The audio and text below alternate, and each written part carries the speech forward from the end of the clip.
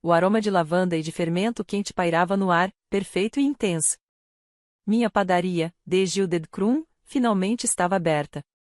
Eu havia passado 6 meses cuidando de cada detalhe, desde o balcão de carvalho reaproveitado até a playlist de jazz suave tocando ao fundo. Era uma obra-prima de atmosfera, e bem no centro de tudo estava a mesa VIP. O melhor lugar da casa, coberto com linho, com meu cristal mais fino e marcado por uma pequena placa elegante reservada para a família. Eram 20 horas. A mesa estava vazia. Meu celular vibrou no bolso do avental. Peguei-o esperando uma mensagem de desculpas. Talvez o trânsito estivesse terrível. Mas, em vez disso, o Instagram se atualizou. Alexander, meu irmão, acabará de postar uma selfie. Ele segurava um copo de cerveja barata, sorrindo largo com meus pais, Robert e Elizabeth, apertados atrás dele na foto. O fundo não era trânsito. Era o interior iluminado por neon de um bar esportivo qualquer.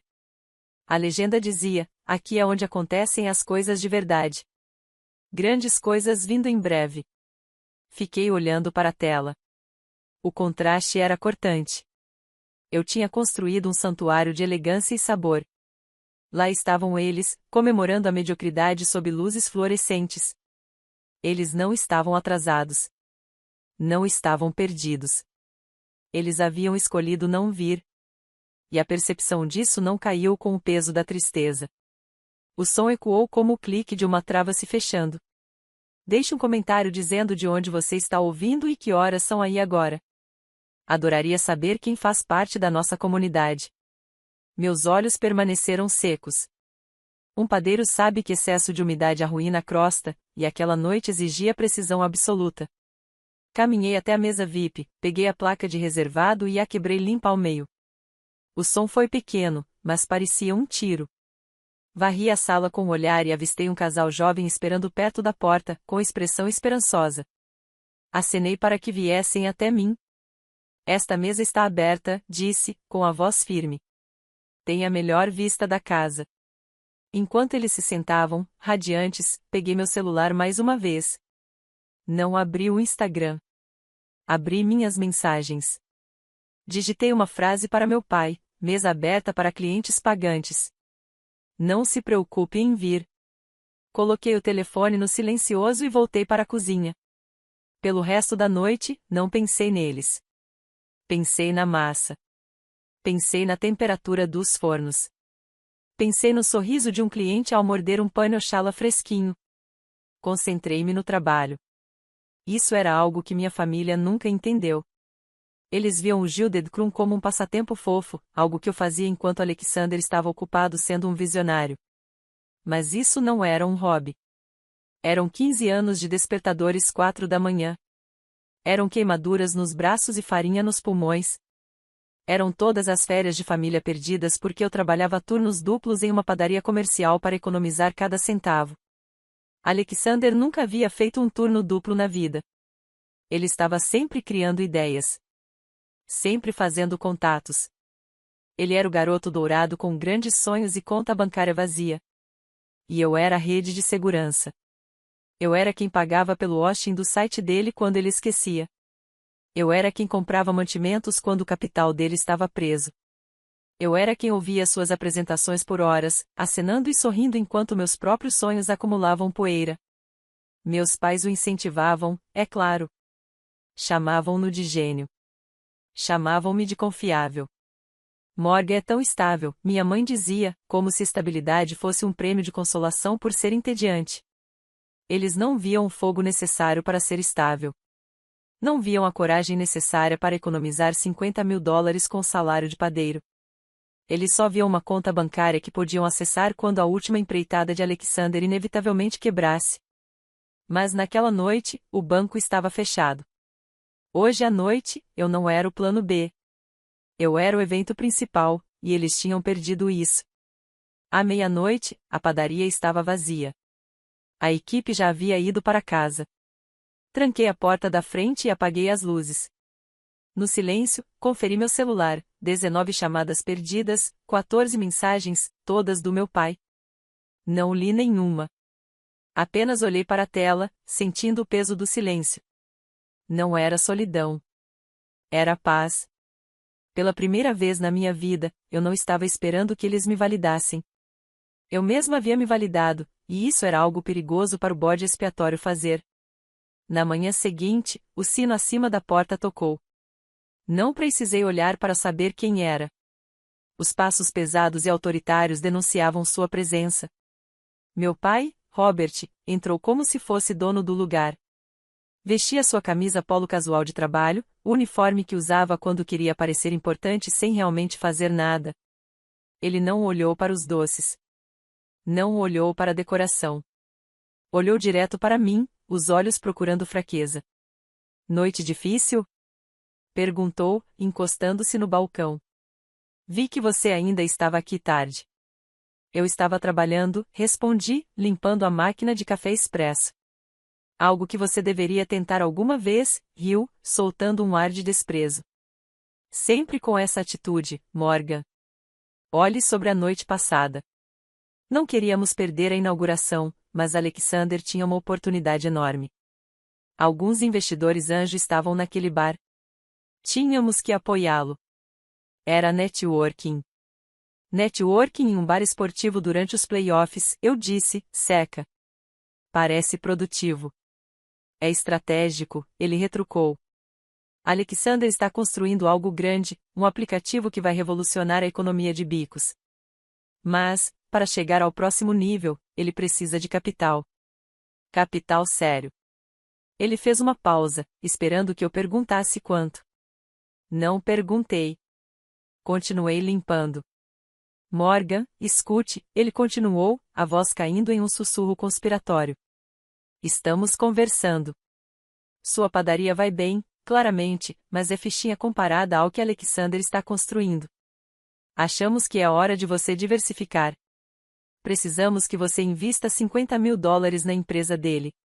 Participação acionária no andar térreo. Pare de limpar. $50.000. É um empréstimo, essencialmente, ele disse rapidamente. Mas pense nisso como um investimento na família. Nós te apoiamos quando você só brincava com farinha na cozinha. Agora é sua vez de apoiar seu irmão. Olhei para ele, realmente olhei, e pela primeira vez vi o medo por trás de seus olhos. Ele não estava pedindo ajuda. Ele estava exigindo tributo. E então caiu a ficha. A psicologia de tudo aquilo. Não era só ganância. Era a realidade do balde de caranguejos. Se um caranguejo tenta sair, os outros puxam ele de volta para baixo. Meu sucesso não era motivo de orgulho para ele. Era uma ameaça. Minha padaria, minha independência, minha competência, tudo isso destacava o fracasso de Alexander. Se eu tivesse sucesso por meus próprios termos, provava que o garoto dourado deles era apenas um objeto brilhante sem substância. Para manter o mito da família, precisavam me arrastar de volta ao nível deles. Precisavam do meu dinheiro não apenas para salvar Alexander, mas para me sabotar. Não, eu disse. Com licença. Não.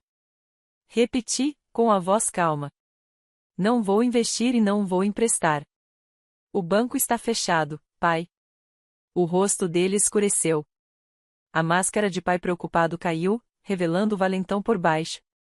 Você nos deve, Morgan. Nós te criamos. Nós te alimentamos. Toleramos esse seu passatempo. Não seja egoísta. Egoísta? Eu ri. Um som áspero que nos surpreendeu a ambos. Egoísta é pular a inauguração da própria filha para beber cerveja com o filho. Egoísta é pedir $50.000 na manhã seguinte de me humilhar. Cansei, pai. Saia. Ele não se mexeu. Ficou ali, com o rosto vermelho e gaguejando como um motor que se recusa a ligar. Você não pode falar comigo assim. Eu sou seu pai e dono deste estabelecimento. Eu contra-ataquei, contornando o balcão para encará-lo. E você está invadindo minha propriedade. Invadindo? Ele riu, mas o som foi fraco e nervoso. Esta é uma empresa da família. Nós te ajudamos a chegar aqui. Ajudou? Eu puxei um pequeno caderno do bolso do avental. Não era adereço. Era meu livro-caixa. Abri na primeira página. Vamos revisar essa ajuda, certo? 2015, pedi um fiador para um pequeno empréstimo empresarial. Você disse não, porque isso comprometeria seu crédito para o carro do Alexander. 2018, precisei de ajuda para me mudar para minha primeira cozinha comercial. Você estava ocupado ajudando Alexander a se instalar no seu terceiro escritório de startup fracassada. 2020, pedi emprestado $500 para uma batedeira. Você riu e disse para eu arrumar um emprego de verdade. Fechei o livro com força. A única coisa que você contribuiu para esta padaria foi a motivação para nunca mais precisar de você. Pare de ficar fazendo contas, ele rosnou, se aproximando, tentando usar seu tamanho físico para me intimidar. Tinha funcionado quando eu tinha 12 anos. Agora não funciona. Não estou fazendo contas, disse, minha voz caindo para um tom perigosamente calmo. Estou conferindo os recibos. E você está no negativo. Respirei fundo, me centrando. Era agora. O momento que ensaiei 1000 vezes na minha cabeça, mas nunca pensei que teria coragem de executar. Escute com atenção, Robert. Ter acesso à minha vida não é um direito de nascimento. É um privilégio. E acesso à minha mesa requer pagamento, não dinheiro, mas respeito, apoio, decência. Você parou de pagar esse aluguel décadas atrás. Não pode mais viver de graça na minha casa. Você está despejado. Ele me encarou, a boca abrindo e fechando. Parecia pequeno. De repente, a figura imponente da minha infância era apenas um velho zangado e arrogante de camisa polo. Você vai se arrepender, ele sibilou. Quando você falhar, e vai falhar sem nós. Não volte rastejando. Não vou, eu disse. Agora saia antes que eu chame a polícia e mande você embora como qualquer outro cliente indisciplinado. Caminhei até a porta e a segurei aberta. O sol da manhã brilhava forte e implacável lá fora. Ele hesitou, procurando uma última palavra cortante para me lançar, um último gancho para me atingir, mas não encontrou nada. Meu rosto era uma parede. Ele saiu em fúria, resmungando xingamentos. A porta bateu com força e eu a tranquei. Virei a placa para fechado. Depois, apoiei a testa no vidro frio e respirei. Minhas mãos não tremiam. Meu coração não disparava. Eu me senti mais leve. O ar na padaria parecia mais limpo, como se uma névoa pesada e sufocante finalmente tivesse se dissipado. Eu consegui. Eu havia demitido meu pai. Mas, ao voltar para a cozinha, sabia que não havia acabado. Homens como Robert não simplesmente iam embora. Eles retaliam, e Alexander, desesperado e encurralado, estaria logo atrás dele. Eu precisava estar pronta. Isso não era apenas um desentendimento. Era um cerco. 2 dias depois, a padaria estava em pleno movimento. O rush da manhã foi constante, executivos pegando expresso, estudantes demorando nos croissants. O ritmo era reconfortante, até a porta se abrir às 12h15, e a atmosfera azedar. Não era um cliente. Era um homem com um corta-vento bege, segurando uma prancheta. Mostrou um distintivo, Departamento de Saúde. Recebemos uma denúncia. O café ficou em silêncio. Uma mulher, com um pedaço de torta de limão na boca, congelou. A máquina de expresso chiava alto no silêncio. Uma denúncia? Perguntei, enxugando as mãos no avental e mantendo o rosto neutro. Sobre o quê? Infestação de roedores? Exatamente. Ratos na área de preparo de alimentos, disse ele, a voz ecoando até às mesas do fundo. Vi os clientes trocarem olhares. Um casal se levantou, deixando os doces pela metade.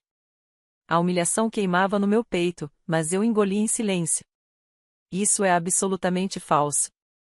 Minha cozinha é impecável. Você pode inspecioná-la agora mesmo. Ele inspecionou. Por 45 minutos, virou minha cozinha do avesso. Conferiu as armadilhas vazias. Conferiu os registros de dejetos impecáveis. Conferiu os containers de farinha, as borrachas de vedação das geladeiras, o espaço atrás dos fornos. Minha equipe ficou parada, aterrorizada e em silêncio. Eu permaneci de braços cruzados, vendo-o fracassar em encontrar uma única infração. Finalmente, ele clicou a caneta e suspirou. Bem, senhorita Bennet, parece que foi um alarme falso. Sua instalação é uma das mais limpas que vi este mês. Quem fez a denúncia? Perguntei, a voz tensa. Não posso divulgar isso, disse ele, entregando-me uma cópia do relatório. Mas posso dizer o seguinte: quem ligou afirmou ser um parente preocupado que teria visto a infestação pessoalmente. Um parente? Acompanhei-o até a porta, forçando um sorriso para os clientes que ainda restavam. Está tudo perfeito, pessoal. Apenas uma inspeção de rotina. Mas assim que ele saiu, o sorriso desabou. Eles não eram apenas gananciosos. Não eram apenas invejosos. Eles estavam em guerra. Não era mais sobre dinheiro, era terra arrasada. Eles estavam dispostos a incendiar meu sustento, destruir a reputação que eu levei uma década para construir, só para me forçar a ceder. Queriam me ver desesperada. Queriam me ver quebrada, rastejando de volta para eles para assinar qualquer cheque que colocassem na minha frente. Fui para a sala dos fundos e abri as filmagens de segurança da porta da frente. Retrocedi até a tarde de ontem. Claro o suficiente, o carro de Alexander estava parado do outro lado da rua por 20 minutos, observando a padaria, acompanhando o movimento do almoço, contando os clientes que ele tentava afastar. Minhas mãos tremiam, não de medo, mas de uma raiva fria e concentrada. Eles haviam ultrapassado uma linha. Não se mexe com a cozinha de um chefe. Não se mexe com sua classificação de higiene. Isso é uma declaração de guerra nuclear. Peguei o celular. Não liguei para meu pai. Não liguei para Alexander. Liguei para a linha não emergencial da polícia, porque registrar uma denúncia falsa a uma agência do governo não é apenas uma brincadeira, é um crime, e eu tinha acabado de brincar de família. Era hora de começar a brincar de promotora. A raiva ainda fervia, uma tensão baixa e constante no meu estômago, quando uma batida veio na porta dos fundos, tarde da noite. Era hesitante, quase tímida, nada parecido com as pancadas arrogantes do meu pai. Chequei as câmeras de segurança. Era Kayla, noiva de Alexander. Ela parecia um fantasma, pálida e tremendo sob a luz do beco. Destranquei a porta, mas não a abri totalmente. O que você quer, Kayla? Eu preciso te mostrar uma coisa, ela sussurrou, a voz trêmula. Por favor, ainda não posso ir à polícia. Estou com medo. Afastei-me. Ela entrou cambaleando, segurando o celular como se fosse um salva-vidas. Não parecia a parceira sofisticada de um visionário da tecnologia. Parecia uma mulher que acabará de perceber que estava vivendo com um estranho. Ela se sentou na mesa de preparo, as mãos tremendo tanto que mal conseguia desbloquear a tela do celular. Alexander não está construindo um aplicativo, disse, as palavras saindo apressadas. Não existe empresa. Nunca existiu. Eu imaginei, respondi, seca. Mas isso não explica um inspetor de saúde. É pior que isso. Ela abriu um memo de voz. Ele deve dinheiro. Muito dinheiro, para pessoas perigosas. Os investidores do bar esportivo eram apostadores. Ele está devendo $80.000. 80 mil? Meu estômago se revirou. Isso explicava o desespero. Isso explicava a exigência dos 50 mil. Não era capital de investimento. Era resgate. Escute isso, disse ela, apertando o play. A gravação estava granulada, mas as vozes eram inconfundíveis, meu pai e Alexander discutindo em tons baixos. Ela não cede, pai. A inspeção de saúde não a assustou o suficiente. Era Alexander, soando aflito. Ela vai quebrar. A voz do meu pai, calma e gelada. Só precisamos que ela assine o contrato inicial de parceria. Uma vez com a assinatura dela, usamos a cláusula de procuração na página 12. Isso nos dá direitos de liquidez. E então? Então liquidamos, disse meu pai. Vendemos os fornos. Vendemos as batedeiras. Subarrendamos o espaço. Desmontamos tudo para peças. Essa padaria vale pelo menos 100 mil em ativos. Cobre a sua dívida e ainda deixa um bom lucro pelo meu trabalho. Mas isso destrói o negócio dela. Ela não terá nada. Ela é resiliente. Meu pai zombou. Ela sempre foi boa em recomeçar. Além disso, ela é só uma padeirinha. Sempre pode arranjar emprego em um supermercado. A gravação terminou. O silêncio na cozinha ficou pesado, sufocante. Eu encarei as bancadas de aço inox, os fornos de convecção, as estantes de fermentação. Eles não estavam apenas planejando roubar meu dinheiro. Eles estavam planejando esquartejar o trabalho de toda a minha vida. Iriam fatiar tudo e vender como sucata para pagar pelos erros de Alexander. E então a ficha caiu, o paradoxo do filho de ouro. Alexander não era o bem-sucedido. Não era o gênio. Ele era um parasita. Não criava nada. Apenas consumia. Eu era a hospedeira. Eu era quem tinha valor real, ativos reais, habilidade real. Toda a dinâmica familiar era uma farsa criada para esconder o fato de que o filho de ouro era só uma casca vazia sustentada pelo trabalho da filha bode expiatória. Por que você está me mostrando isso? Perguntei, olhando para Kayla. Porque eu estou grávida, ela sussurrou, tocando o próprio ventre. E eu não vou criar uma criança em uma família que devora os seus. Ela encaminhou o arquivo para o meu celular. Faça o que tiver que fazer, Morgan. Acabe com eles. Olhei para o telefone. O arquivo era pequeno, só alguns megabytes, mas era uma arma nuclear. Vá para a casa da sua irmã hoje. Não volte para o Alexander. Depois que ela saiu, ouvi a gravação mais uma vez. Ela é só uma padeirinha. Eu sorri. Era um sorriso frio, assustador, que eu mal reconheci refletido na porta do forno. Você tem razão, pai, sussurrei para a cozinha vazia. Eu sou uma padeira. E amanhã vou te servir exatamente o que você pediu. Na manhã seguinte, eles chegaram às 10 em ponto. Meu pai e Alexander, ambos com cara de vitória, ambos carregando pastas que pareciam mais adereços do que ferramentas de trabalho. Eles esperavam encontrar uma mulher quebrada. Eles esperavam encontrar uma padeira desesperada, pronta para assinar qualquer coisa para salvar sua reputação infestada de roedores. Destranquei a porta e os deixei entrar. Vocês chegaram cedo, disse, com a voz neutra. Queríamos ajudá-la a resolver isso rapidamente, disse Robert, colocando uma pilha grossa de papéis sobre o balcão. A inspeção de saúde foi um imprevisto, mas com esta parceria podemos rebrandear. Recomeço. Fresh start. Alexander já olhava ao redor, fixando-se na máquina de expresso como se estivesse calculando seu valor de revenda. Assine aqui, disse, tocando o documento. E aqui cuidaremos do resto. Peguei a caneta. Olhei para eles, meu pai, que nunca pagava uma conta sem reclamar, e meu irmão, que havia jogado fora seu futuro e tentado roubar o meu. Vocês têm razão, disse. Precisamos resolver isso. Não assinei o papel. Em vez disso, pressionei um botão no celular, conectado ao sistema de som da padaria. A voz desesperada de Alexander encheu o ambiente, ecoando pelos alto-falantes de alta qualidade. Ela não cede, pai. A gente desmonta tudo. Ela é só uma padeira. A cor sumiu do rosto de Alexander tão rápido que parecia que ele desmaiaria. Robert congelou a mão no meio do caminho para os papéis. A gravação continuou, detalhando cada parte do plano deles, cada grama de desprezo.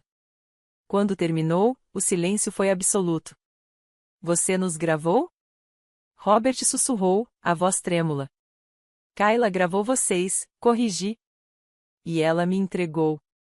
Puxei debaixo do balcão um envelope Manila. Isso não é um contrato de parceria. Dentro, vocês vão encontrar duas coisas. Primeiro, uma ordem de restrição para ambos, proibindo que se aproximem a menos de 150 metros desta padaria ou da minha casa. Segundo, uma cópia do boletim de ocorrência que registrei esta manhã sobre a denúncia falsa ao Departamento de Saúde. Fazer uma denúncia falsa é crime de menor potencial, mas conspirar para fraudar o proprietário de um negócio usando uma procuração? Isso é fraude. Isso é crime grave. Alexander começou a hiperventilar. Morgan, por favor. Foi só conversa. A gente só. Guarde isso para o juiz, interrompi. A polícia tem o arquivo de áudio. Eles têm os registros de mensagens. Eles têm tudo. Caminhei até a porta e a abri de par em par. Saia daqui e nunca mais volte. Eles foram embora. Não discutiram. Não ameaçaram. Fugiram. Fugiram como covardes. Fugiram da luz que tanto tentaram apagar. Um mês depois, a padaria estava mais cheia do que jamais estivera. A luz da manhã entrava pelas janelas, iluminando as partículas de pó dançando no ar. O sinal de reservado havia desaparecido para sempre. Todas as mesas estavam abertas. Todos os assentos ocupados. Eu estava atrás do balcão, embalando uma dúzia de croissants, quando vi algo.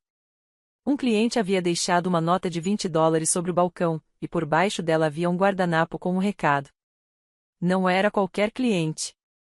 Era o crítico gastronômico mais notório da cidade, conhecido por destruir restaurantes com uma única frase.